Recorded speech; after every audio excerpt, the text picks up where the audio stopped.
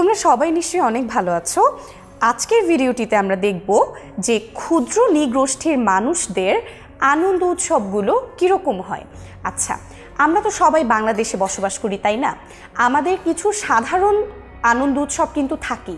আমরা নববর্ষ পালন করি, পহেলা বৈশাখ, পহেলা ফাল্গুন, কিংবা এই ধরনের যে অনুষ্ঠানগুলো কিংবা উদযাপনগুলো, এগুলো কিন্তু আমরা সবাই পালন করি।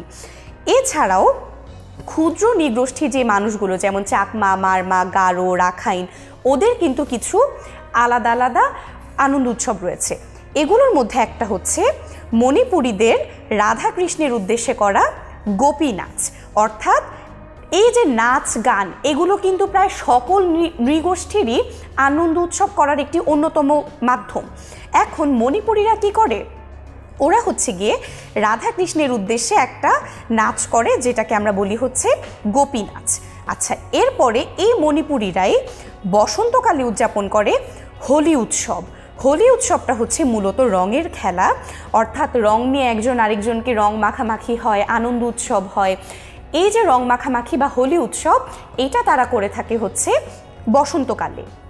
আচ্ছা, এবার আসি আমরা ওরাও কিন্তু একটা ক্ষুদ্র নৃগোষ্ঠী। ওরা কি করে? ফাল্গুন মাস থেকে বছর গণনা করতে থাকে। এটার বানানটা একটু ভুল হয়ে গেল। ওরা ফাল্গুন মাসে বছর গণনা শুরু করে। এটাও কিন্তু ওদের একটা উৎসবের রীতি, বা ওদের এটা একটা আনন্দ উৎসব। এরপরে হচ্ছে ওদের নববর্ষের উৎসবের নাম হচ্ছে ফালুয়া। অর্থাৎ ওদের যে নববর্ষ, ফাল্গুন মাস থেকে যে ওদের নতুন বছর শুরু হয়, এই উৎসবটিকে তারা বলে হচ্ছে ফালুয়া।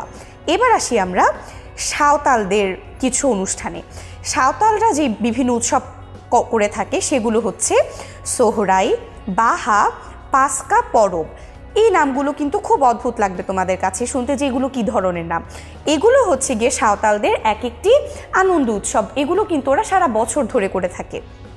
এরপর আসি সবচেয়ে বিখ্যাত একটি যেই উৎসবটা পার্বত্য চট্টগ্রামের মানুষজন করে, সেটা হচ্ছে বৈশাখী, সাংগ্রাই এবং বিজু।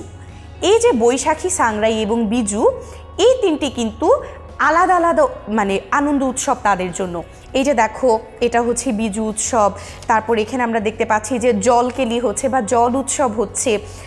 এই যে চাকমাদের বা পার্বত্য চট্টগ্রামের ক্ষুদ্র ক্ষুদ্র নৃগোষ্ঠীর তিনটি গুরুত্বপূর্ণ উৎসব বৈশাখী, সাংগ্রাই এবং বিজু, এই তিনটিকে নিয়ে একত্রে বৈশাখী উৎসব পালিত হয়। এবং এই যে বৈশাখী উৎসব পালিত হচ্ছে, এই বৈশাখী উৎসবটা কিন্তু পুরো পার্বত্য চট্টগ্রামে অনেক জাঁকজমকপূর্ণ করে, আড়ম্বরপূর্ণভাবে কিন্তু এই উৎসবগুলো পালন করা হয়ে থাকে। এবং মারমা এবং রাখাইনরা পালন করে হচ্ছে জল উৎসব। এখানে আমরা একটা জল উৎসবের ছবি দেখতে পাচ্ছি। আজকের ভিডিওতে তাহলে আমরা কি শিখলাম?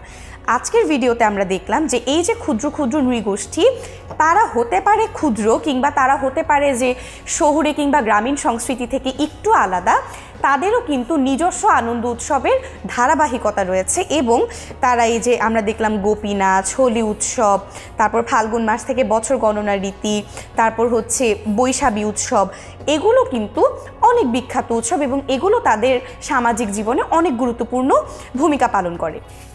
এখন তোমাদের জন্য একটা ছোট্ট প্রশ্ন। প্রশ্নটির উত্তর খুবই সহজ। প্রশ্নটি হচ্ছে, বৈশাখী, সাংগ্রাই এবং বিজু, এই তিনটি উৎসবকে একত্রে কী নামে ডাকা হয়? প্রশ্নটির উত্তর তোমরা সবাই জানো এবং তোমরা সবাই আমরা জানি যে উত্তরটি দিতে পারবে। তোমরা আমাদেরকে কমেন্ট সেকশনে প্রশ্নটির উত্তর জানিয়ে দিবে। এবং আশা করি আজকের এই ভিডিওটি দেখার পরে ক্ষুদ্র নৃগোষ্ঠীর যে আনন্দ উৎসবগুলো রয়েছে সেগুলো সম্পর্কে তোমরা কিছুটা ধারণা লাভ করতে পেরেছো। তোমরা সবাই খুব ভালো থেকো।